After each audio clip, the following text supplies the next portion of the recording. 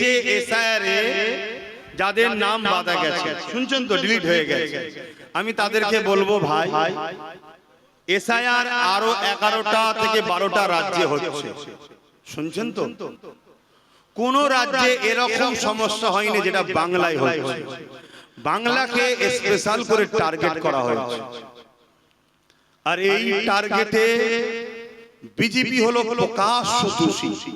BJP কি প্রকাশ্য দোষী, আর বিজেপিকে সম্পূর্ণ সহযোগিতা করেছে এক্স মুখ্যমন্ত্রী রাজ্য সরকার।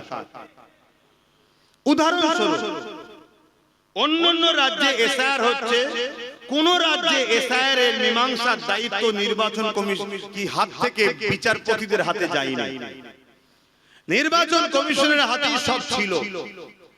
প্রায় ৬০-৬৫ লক্ষ লোকের নাম এখনো বাকি আছে, তাদেরকে কাগজপত্র নিয়ে দেখা করতে বলছে। ঠিক তেমন সময় খেয়াল করে দেখুন, সুপ্রিম কোর্টে গিয়ে কোর্ট করে নাটক করে নির্বাচন কমিশনের হাত থেকে তুলে নিয়ে বিচারপতিদের হাতে দিল। কারণ কি? নির্বাচন কমিশনার যাতে ভোটটা ঘোষণা করতে পারে। কারণ নির্বাচন কমিশনের হাতে থাকলে আমরা আন্দোলন করতে পারতাম যে আপনার নাগরিকের ভোটের সমস্যা মিটাই না, আধার কার্ডে ভোটার কার্ডে আপনি ভোট ঘোষণা করলেন তার মানে, কিন্তু তাকে দিয়ে দিল কোথা? বিচারপতির হাতে। আর বিচারপতি বলছে এটা তো আমার কাজ নয়, ভোটকে ঘোষণা করবে না করবে, আমাকে দায়িত্ব দিয়েছে, আমি দেখছি, আমার যেটা সন্দেহ হবে আমি কেটে দেবো। পরবর্তীতে তুমি ট্রাইব্যুনালে যে উকিল টুকিল লাগিয়ে দলিল কাগজপত্র নিয়ে তুমি যাবে, তখন যদি জজ সাহেব মনে করে তুমি নাগরিক তো নাগরিক। এরকম হচ্ছিল না? হচ্ছিল না।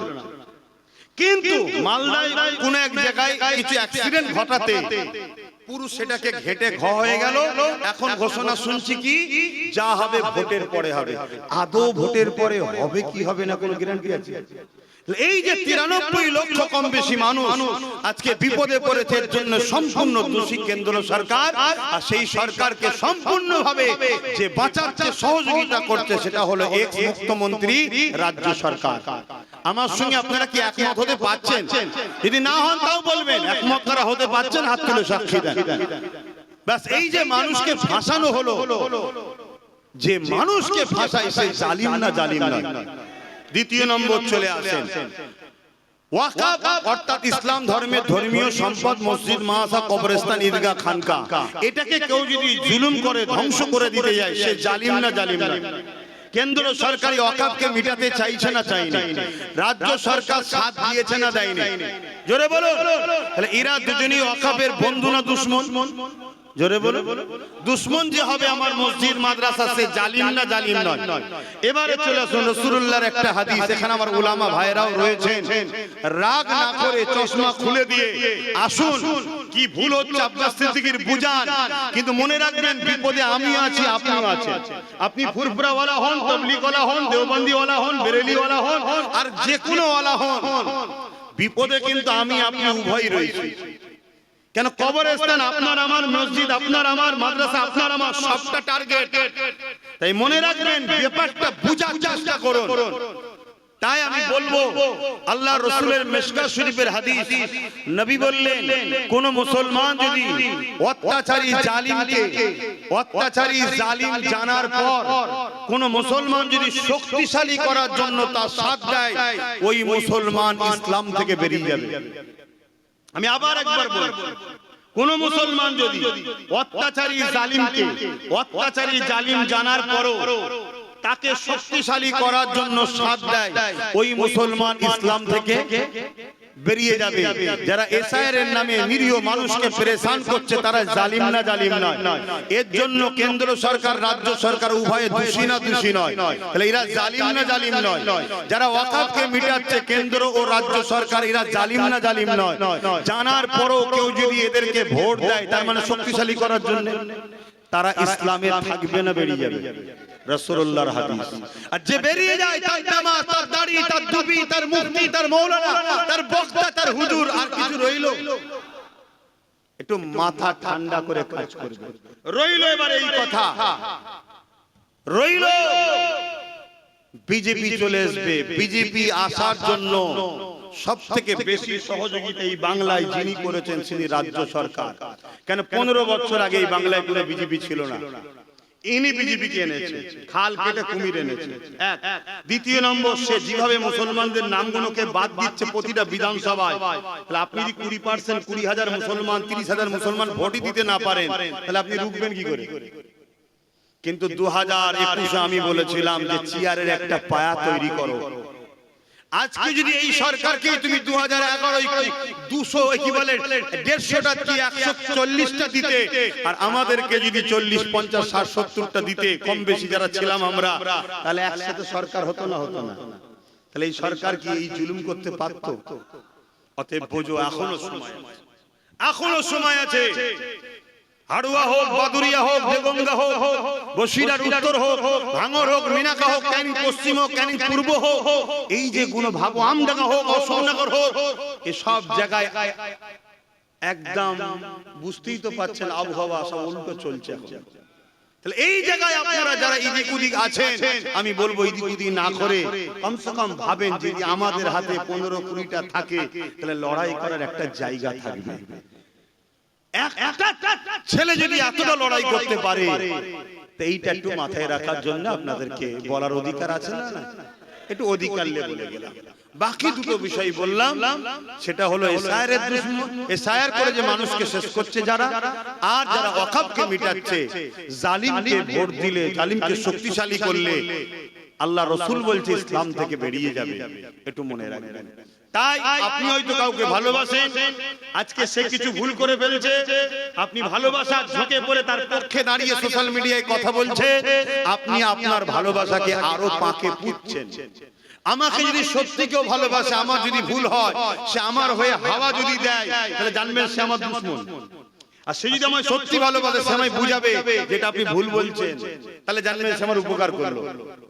আজকে যেভাবে আমার ওয়াকফ, আমার মুসলিম সম্প্রদায়কে বিশেষ করে টার্গেট করা হয়েছে, পাশাপাশি এসসি এসটি ভাইরাও বিপদে, হিন্দু সমাজের বড় একটা অংশ গরিব মানুষ বিপদে, সবটাকে খেয়াল করেই আমাদের চলতে হবে। যদি অনেকে বলছে যদি আমাদের সঙ্গে আপনাদের মনে হয় যে সাথ দিতে অসুবিধা হবে, তাহলে আমি বলবো বিগত দিন যাদের সাথ দিয়েছিলেন তারা আপনাদের জন্য কি করলো বলেন, কি করেছে বলেন। সেই জায়গায় আমরা তো বেশি কিছু বলছি না, আমরা শুধু ডিফেন্স করার মতো একটা শক্তি আমাদেরকে দেন, একটা ডিফেন্স করার মতো শক্তি নিজেদের হাতে একটা রাখেন, এটা দরকার আছে না? নাই কেন? বাই চান্স যেমন আজ ঠকালো, এসআইআর হতে দেবো না, আমার লাশের উপর দিয়ে হবে, হইয়ে দিল। ওয়াকফ আমাদের ব্যাপার নয়, দিল্লি চলে যাও আন্দোলন করো বলেছে তো নাকি? তাহলে আপনাদের তো দিন এসছে, বলবেন তো দিল্লি চলে যাও, বলবেন না? তো সেই জায়গায় এই যে ফাঁসিয়ে দিল, আজকে বলছে নাকি এনআরসিতে কাউকে ক্যাম্পে যেতে দেবো না, তো এ যা না বলে সব হ্যাঁ হয়, তাহলে কালকে আপনার হয়ে লড়বে কে? যদি সেই জায়গায় যদি আপনার পাশে নবী বংশের আওলাদ, দাদা পীরের আওলাদ, নওশাদ ও তার সাথে 15-20টা যদি থাকে, লড়াই করার একটু হলেও তো লোক পাবেন নাকি? একটু মাথায় রাখবেন। এটুকু বললাম, কি খারাপ দিলেন? যে আমি আমার বাপ, আমার মা, আমার ভাই, আমার বোনকে তো বুঝাবো নাকি যে খবরদার রাজনীতি করতে গিয়ে যেন ঈমান হারানা হয়ে যায়। কেন এমন লোককে সাথ দেবেন না যে আপনার দ্বীনের ক্ষতি করছে। হ্যাঁ, আমার কাছে দুটো অপশন এসেছে, একটা মুসলমান, একটা হিন্দু। মুসলমান সূরাতে কিন্তু দ্বীনের দুশমনের সঙ্গে হাত মিলিয়েছে, অমুসলিম কিন্তু দ্বীনের দুশমন নয়, আমাদেরই লোকের সাথে হাত মিলিয়েছে। আমার কাছে এই অমুসলিম কোন জাত দেখবো না, এ আমার মসজিদের যদি উপকার নাও করে, ক্ষতি যখন করেন, এর সাথ আমি দেবো। ও মুসলিম সেজে মসজিদের যখন ক্ষতি করছে, ওর সাথ আমি দিতে পারবো না। কথা কিছু মাথায় ঢুকছে? কারণ রাজনীতি আমি চাই না আমার মসজিদ নেতারা করে দিক, আমার মাদ্রাসা নেতারা করে দিক, ওর জন্য আমরা আছি না? নাই, কিন্তু আমি এটা চাই আমার মসজিদ মাদ্রাসার ক্ষতি যেন করো না, তাই তো নাকি? তুমি রাজনীতি করছো, রাজনীতি করবে যাও, মানুষের রুজি রুটি শিক্ষা স্বাস্থ্যের কথা ভাবো, আমার মসজিদের তোমাকে ভাবতে হবে না, বিরোধীও করতে হবে না। কিন্তু তুমি তো ভাবলে না, উপরন্ত নিউ টাউনে আমার জায়গায় আমি মসজিদ করছি, তুমি করতে দিলে না এখনো, আর তুমি রাজকোষের টাকা দিয়ে সেখানে ধর্মস্থান তৈরি করছো। এটা কি তুমি ঠিক করছো? তাহলে বলো, তাহলে আজকে আমাদেরকে কোণঠাসা করা হচ্ছে কোন পাওয়ারে? রাজ পাওয়ারে। তাহলে আমাদেরও রাজ পাওয়ার হাতের দরকার আছে না নাই? আমি হুজুর করিনি, ইমাম করেনি, মুফতি মৌলানা করেনি, কিন্তু আমরা তো ডিরেকশন দেব। এই যুব সমাজ না, আমি পিছনে আছি না না। যেমন দরগারি করি হুজুর তোমার দেগঙ্গা থেকে দাঁড়িয়েছিল, দাদা হুজুরের খলিফা ছিলেন, কথা বুঝে আসছে। দরগাপুরি হুজুর দাঁড়িয়েছিলেন, দাদা হুজুরের খলিফা সম্ভবত নাকি ছিলেন, হ্যাঁ, তিনাকে দাদা হুজুর বাবা মুরিদদের ঘরে বলেছিলেন, বাবা একটু খেয়াল করো। এই তো কথা, দাদা হুজুর করেননি, কিন্তু তার তো খলিফা দাঁড়িয়েছে। তা আমি করব না, আমার যুব সমাজ দাঁড়াবে। কথা বুঝে আসছে? আমার ভাইকে ডাইরেক্ট দিয়ে দিয়েছি, যা তুই যা। কেন? আমি একটা অন্য জগতে চলে গেছি, তুই যা। কথা বুঝে আসছে না নাই? মনে রাখবেন, আমাদের হাতে যার উপরে পাকড় থাকবে, যাকে আমরা ধরতে পারবো, যদি কোনো উপকার হয়, কোনো অসুবিধা হয়, তার দ্বারা আমি তো করে দিতে পারবো। ঠিক তো নাকি? আজকে কোনো লোক বিপদে পড়ে গেলে আমার কাছে আসলে, নওশাদ যদি নাও পাই, আমি সঙ্গে সঙ্গে ফোন করে বলি, এর এই সমস্যাটা হয়েছে, দেখে দিবি তো? ও সঙ্গে সঙ্গে দেখে দেয়। তাহলে এই গুলো আপনারা বুঝবেন। আপনাদের এলাকায়, আশপাশে, এটা কি এলাকা? হাড়ুয়া, দেগঙ্গা, এই যে দেগঙ্গা, হাড়ুয়া, বসিরহাট, উত্তর, এইসব এলাকায় যদি আমার ভালোবাসার মানুষ যারা, যাদের উপর আমার কথা চলবে, তাহলে কিছু হলে আমি তাকে তো বলে করে দিতে পারবো। এগুলো মাথায় রাখবেন। তো যাক, আগামী দিন হয়তো এই নাগরিকত্ব পেতে গেলে কি লড়াই হবে না হবে, সেই লড়াই তো করতে হবে। কেন 93 লক্ষ লোক তো চারটিখানি ব্যাপার নয়। আমি আগেও ছিলাম, আজও আছি। লড়াই যত বড় হোক করতে হবে, কিন্তু মনে করি প্রশাসন আমাদের সামনে বাধা হয়ে দাঁড়াবে, তাই তো নাকি? তো প্রশাসন যাদের কথা শুনবে, সেরকম কিছু লোক যদি আমাদের হাতে থাকে, তাহলে লড়াইটা একটু জোর হবে। এটা ভাবার যদি হয় ভাববেন, না ভাবার আমি কি করতে পারি? সংক্ষেপ সময় অনেক কিছু বললাম, আবার একবার বলি, যাদেরকে আমরা ভালোবাসি তারা ভুল পথে চলে যাচ্ছে, আল্লাহ তাদেরকে হেদায়েত করুক, বলুন আল্লাহুম্মা আমিন।